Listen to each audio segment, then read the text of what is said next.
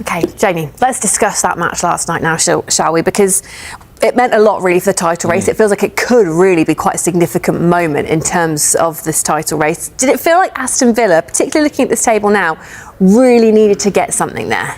Well, I've got quite a few pals who are Aston Villa fans, and I don't think they ever really, in their heart of hearts, felt they were in the title race. They're delighted to be where they are at the table at the moment. But, you know, the top two certainly have a lot more firepower than Aston Villa do, and a lot more squad depth, and we saw that last night in that performance. Yes, it was a real statement win from Arsenal. You know, Aston Villa are a very good side in an incredible run of form, 11 wins in a row. So to win in the manner in which Arsenal did last night, you just heard Jamie Carragher say to do it without Declan Rice, who's arguably the most important player as well. It was a statement win. If you win 4-1 against Manchester City, it's more of a statement, but still to beat Aston Villa by 4-1, having not really been playing that well of late either, Arsenal, they've been kind of, the performances have been a bit meh, but the results have been excellent. Last night, the two came together. It was an excellent result and an excellent performance. It was ruthless. Every chance they had, they took. And they underlined the amount of depth they have in that squad, Arsenal. So I think certainly Manchester City will have sat up and taken notice of that Arsenal performance last night. It was incredibly impressive from start to finish. We can hear from Arteta as well, can't we, on what this means for the title race? We have some very tough matches, injuries, but the players are so willing, so winning helps all that, you know, all the sacrifices, commitment that you put in gets reflected in results and great performances, and that's so satisfying. But we know there's still so much to play for. It's a great way to end the year, that's for sure. Well, that's just it, isn't it? Nice to head into the new year, top of the table, 5 clear. Jamie Carragher was saying last night that when he's fully fit, Gabriel Jesus should be starting ahead of Victor Gyökeres. Did he prove that last night? 2025 has been a very difficult year for Gabriel Jesus, coming back from that horrific injury. Some lovely sort of numbers to underline how nice a story it was for him last night. 55 seconds after coming off the bench is when he scored last night after being brought on, and took his goal so well as well. Really nicely taken goals, real striker's finish from Gabriel Jesus. And 363. We talked just a few minutes ago how we like our numbers. 363 days since his last goal came against Brentford on New Year's Day in 2025. So, look, for Gabriel Jesus, lovely to be back in an Arsenal shirt and scoring again. And Victor Gyökeres hasn't exactly hit the ground running since he arrived in the Premier League. There's clearly a tremendously talented player there, but what a nice ace to have up your sleeve, Gabriel Jesus, and Kai Havertz to come back from injury soon as well. So Arsenal have got strength and depth. They're scoring from everywhere. Martin Ødegaard seems to be hitting his straps again as well. So they've got so many options. They seem to be the complete side. There are very few chinks in that armour at the moment. And Jamie Carragher, as you're right, was saying that when this man is up, fully fit and firing, he should be starting ahead of Victor Gyökeres. Well, to be honest, Toby, I mean, I agree with you. Jesus has been fantastic. Jesus has been fantastic since he's come back. He's a more rounded forward. You can play the ball into him. You can expect that he's going to take on players. He can score goals. I wouldn't say he's a prolific goal scorer. I don't think Jesus will ever score like 20 Premier League goals, but he's a fantastic player. He's one of our best attackers when he's fit, and he needs to stay fit. But I'm going to ask you, Toby, when everyone's fit, absolutely on blob, number 9, Who is playing for you? Because I look at this and I'm saying Jesus is first, Havertz. I'm putting Merino in there before I'm putting Gyökeres in there at 4th. Because I don't think that Gyökeres has enough to his game. I think when you're a striker at Arsenal Football Club, you need to be well-rounded. That's why, you know, we was all talking about the likes of Isak coming, or for me, I was talking about Isak, Alvarez, Ekitike, coming to Arsenal to be a number 9 because they're more well-rounded players. Where I look at Gyökeres, and he is a good player, and he has had a great career, but I just don't think he suits the Arsenal style. I agree. Yeah, I actually agree with that list. I'd even put in Trossard maybe 3rd ahead of Merino as like a 9 option. He's done it a few times for us and he looks great. But whilst he's bedding in, I do think just having those other players is really important. But Gabriel Jesus, for his 22-23 season, if he come back, I don't think there's a player other than Erling Haaland in the Premier League I would rather have. He was unbelievable, and I think that list is kind of correct. I think he is, when he is on form, that good. Unfortunately, just before the World Cup, his knee injury, you know, let him down a little bit, and we haven't seen the same of him since. So, and he does look, dare I say it, touch wood, look like that player since he's come back, and I just hope his body can hold up. Toby, you know, I don't want to come across like I'm being really, really harsh on Gyökeres, but when I look at Gyökeres, he strikes me as the kind of person, his whole body language and demeanour is like, I'm just happy to be here at Arsenal. Whereas when we look at the greats that Arsenal have, the number 9s, Righty, come in there, this is my team. You know, then like you've got Bergkamp that came, and Nelka, you look at Henry, then Aubameyang. A lot of them had slow starts. All of them, Van Persie, but all of them are to levels. Yeah. They're like fantastic players, but they come in there with the kind of attitude like, I'm the best player. You know, I'm going to play, I'm going to score goals. When I look at Gyökeres, he's just happy. He looks to me like he's just happy to be a part of it. I think there's a really interesting similarity. Like, so I remember when David Raya first joined and there was the whole Ramsdale situation, he looked like he was apologising for playing, like it wasn't his shirt. And it was kind of very similar to Gyökeres, obviously completely different positions. But the way they looked mentally just didn't look like they were part of the club. And it took about 6 months, almost one international break, he came back and he was like, no, this is my shirt, this is my team, this is who I am. And suddenly he's become world class ever since. But it did take that 6 months to bed into the team. I just wonder if Gyökeres is going through that. You're right. But Toby, you do get assurance. I mean, like, I know that at one point there was Raya and Ramsdale. That's fine, but I'm pretty sure, in fact, that Raya got assurances from Arteta saying, you're my number 1. I want you to play. That's when it looked like he came back and was like, he came out there with, you know, like that kind of presence, like, I am number 1. I am one of the best keepers in the world. Whereas for strikers, it's different. You've got to actually go and score goals regularly, especially for the bigger teams. True. And I feel like if Arsenal had that number 9 that was scoring the 20 Premier League, this would be easy. I would genuinely say this is easy January's now. coming up. January's coming up. Yeah, but no one's going to let a top striker go in January. Well, money talks. Could you not buy? Is it ridiculous, Toby, to think that you could buy a striker in January? A top one, Tom. Well, Yeah, it's who is the name some question. names. Name some names. Now, Well, if Isak didn't get injured, then I would have had a pop at Ekatike because, but unfortunately, he's looking unbelievable. But like, even like you look at, Isak's you know, injured, but players like Martinez at Inter Milan, like to get someone like that, even that they were going to want 100 million. Like at Arsenal parting like that kind of money in January, I don't think so. well, if it guarantees a title and maybe even helps you in the Champions League. Yeah, but Arsenal don't manoeuvre like that. They're not a club that's just going to say, here you go, here's 100 million. But they also haven't won the league for a long time. So is this time for a shift? I mean, Go out I and think do it's it now. hard, isn't it? If you're It's like it is hard. ultimately, yeah. There's who's going to sign in January? What kind of price would it be? Look, hey, if an Erling Haaland or someone like that would be available, great. But the difficulty is, you know, we had that period where we were going from like 8th to 2nd, going from 2nd to 1st to try and win the Premier League or to get that striker to take to the Champions League. That is hard to find at the best of times and very expensive. And Exactly. I'm very, very confident that with Jesus, Havertz, and potentially Gyökeres coming through, when they are back, we look great. And there's so much else around the team that delivers to be able to help with that. And Man City. I mean, how many Premier League teams before Haaland had a central striker that were the striker? I mean, Jesus was playing for City. Firmino was playing for Liverpool. It was all coming from the wings. but number 9s are coming back in fashion now. There was a lot of teams. Sorry, Toby. There was a lot of teams playing with false number 9s because of the way Guardiola set up his team. But like number 9s now are coming back into fashion. Like number 10s they're coming back. And I just feel like if Arsenal could get a number 9, do you know, like there's been games like last year, even this year, where Arsenal haven't played good. They haven't, scored from a set piece. But then you need someone to just find a scrappy goal. That's what real top number 9s do. You've seen it with Haaland.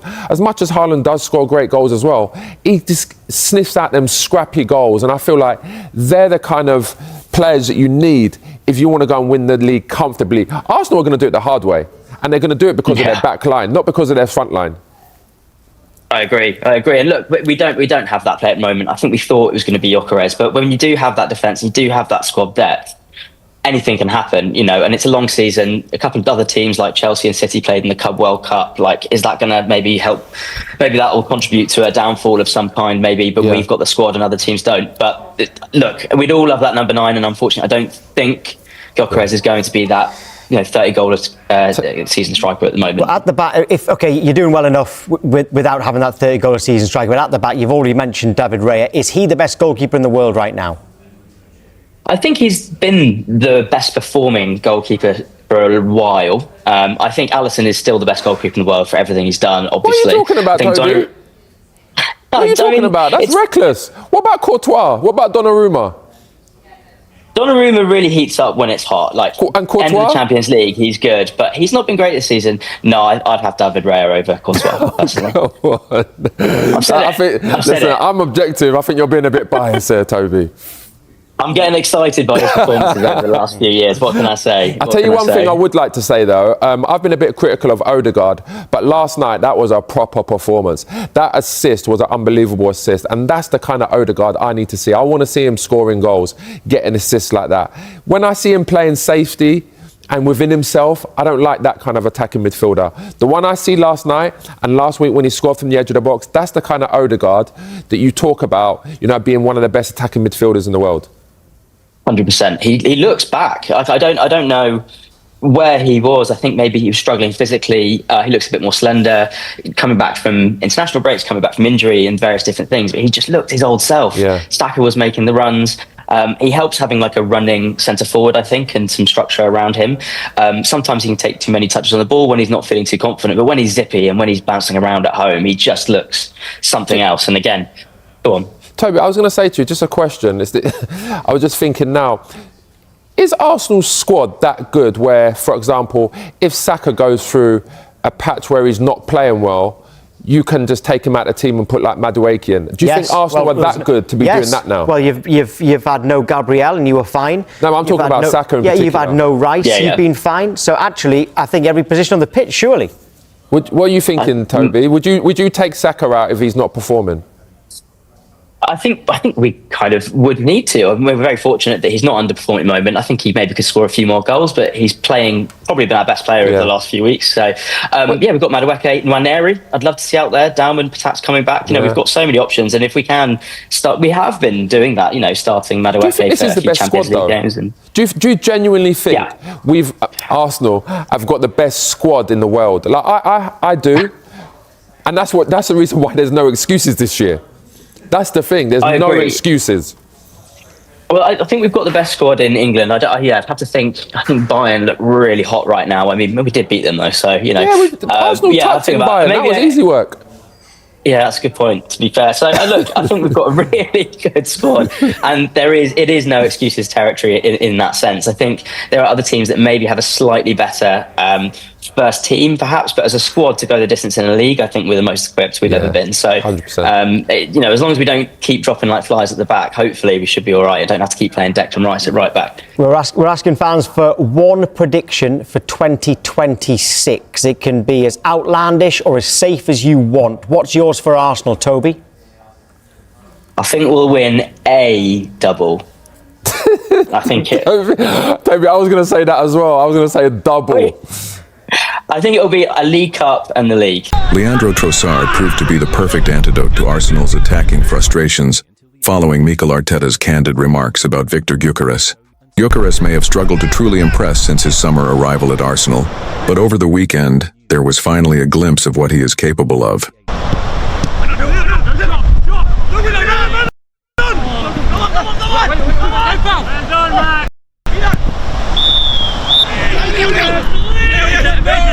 More importantly, Trossard showed exactly why he could be the key to unlocking the Swedish striker's full potential during Arsenal's hard-fought 2-1 victory over Wolves at the Emirates Stadium.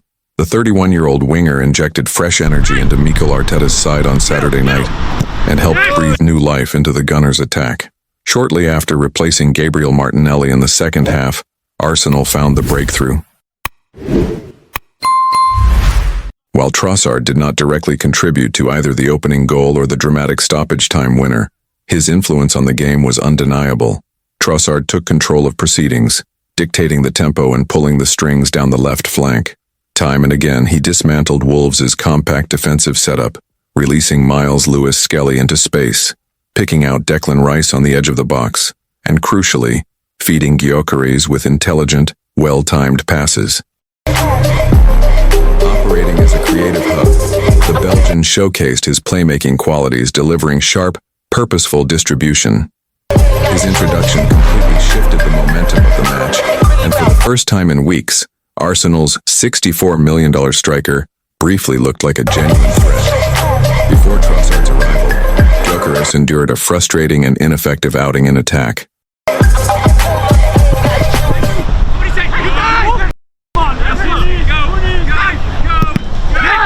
In fact, the Belgian was the only player to carve out a clear-cut opportunity for the 27-year-old forward, slipping a simple yet incisive ball in behind the Wolves' backline.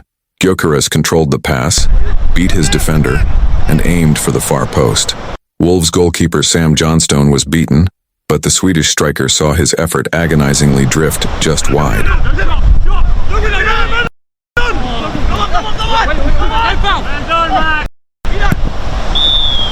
If Arteta truly wants to get the best out of Gyökeres, then granting Trossard a more prominent role in the starting 11th could be the solution. Speaking to TNT Sports after the win, the Arsenal manager openly addressed the challenges facing his marquee signing. "It's a collaboration between the two," Arteta explained. "He was in some really good positions, but the ball didn't arrive quickly enough, accurately enough, or with the precision a number 9 needs to score."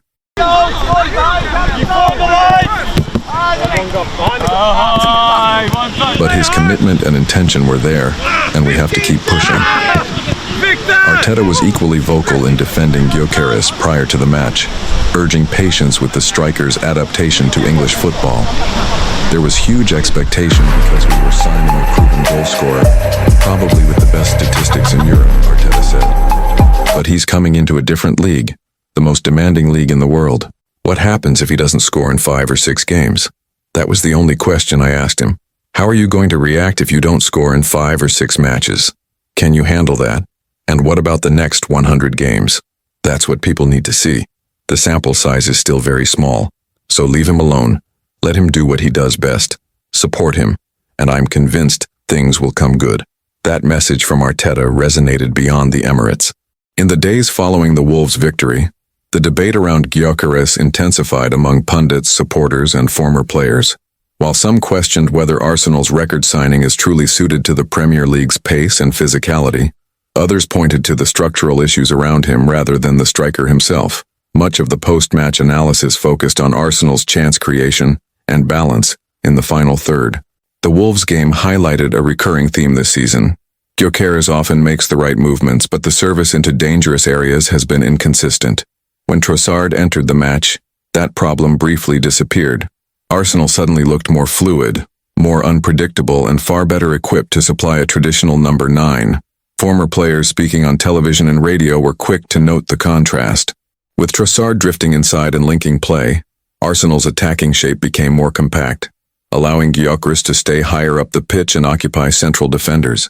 That, in turn, created space for midfield runners like Rice and Ødegaard to arrive late in the box. It was a glimpse of an attacking formula that Arsenal have rarely sustained this season.